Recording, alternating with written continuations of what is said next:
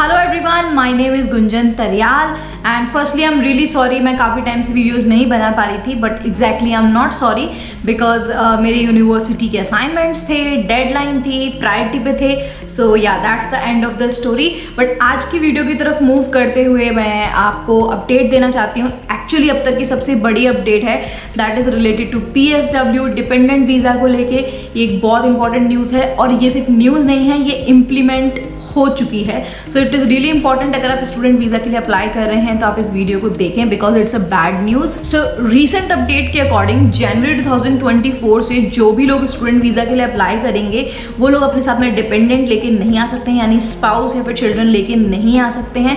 सो अगर आपके साथ में डिपेंडेंट हैं और आप स्टूडेंट वीज़ा के लिए अप्लाई करना चाहते हैं, सो आई वुड से कि आप बेटर है कि आप सितंबर 2023 के इनटेक को पकड़ें बिकॉज जनवरी 2024 के बाद ये चीज़ बहुत इम्पॉसिबल हो जाएगी।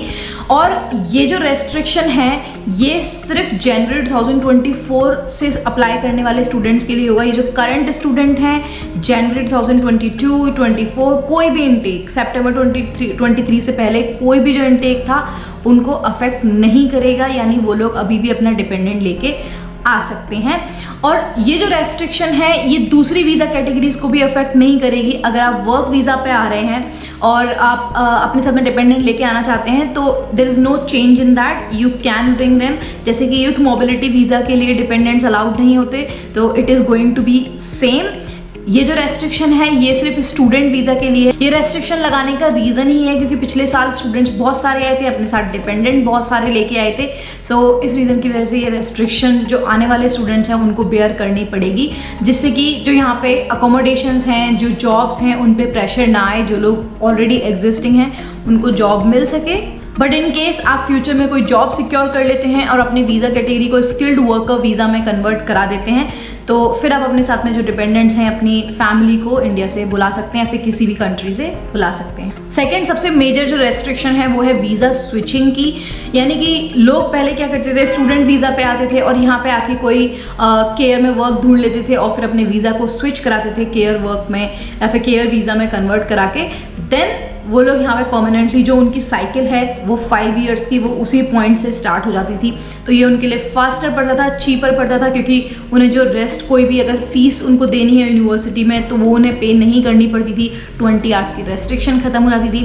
तो ये जो रेस्ट्रिक्शन है वो अब आप लोगों के लिए रहेगी कि जब तक आप स्टूडेंट हैं, ये सिर्फ जनवरी 2024 वालों के लिए है कि अगर आप स्टूडेंट हैं तो आप अपनी वीज़ा कैटेगरी को चेंज नहीं कर सकते। You will have to complete your study complete करने के बाद में देन आप उसको स्विच करके वर्क वीज़ा में कन्वर्ट करा सकते हैं। यानी PSW नहीं भी लेना चाहें तो दैट इज़ फाइन।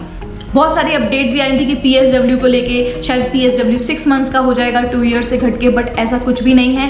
PSW आपका 2 ईयर्स का ही रहेगा। This is a good news, 6 months का नहीं रहेगा। सो जनवरी 2024 में भी अगर आप आने वाले हैं तो this restriction is not going to affect you at all.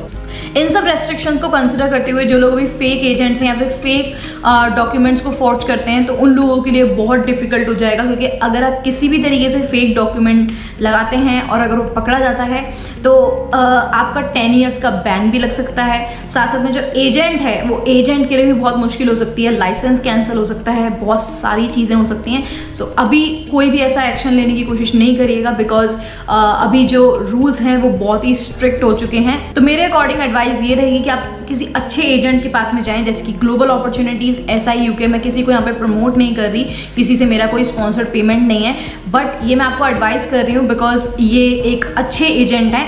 और सबसे इम्पॉर्टेंट चीज़ जो यहाँ पे है कि ये लोग कोई भी किसी भी तरीके का पेमेंट नहीं लेते हैं। आपको हमेशा उस एजेंट के पास में जाना चाहिए जो आपसे कोई भी पेमेंट नहीं लेते, क्योंकि हर एजेंसी जो स्टूडेंट अब्रॉड प्रोवाइड करती है उनको यूनिवर्सिटी की तरफ से कमीशन मिलता है। So it is really important not to spend any single penny over any kind of agents. So this was all about today's video. I hope you liked it. Just stay tuned with this channel and see you in the next video.